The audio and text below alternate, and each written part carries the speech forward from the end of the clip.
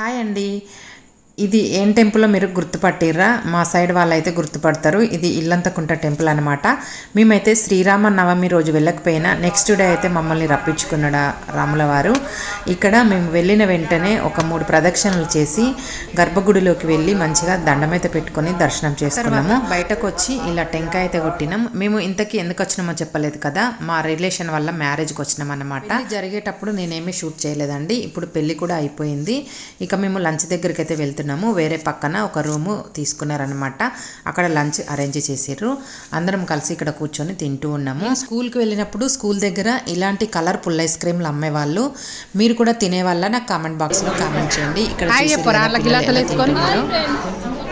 ఇట్లా చేత్తోడు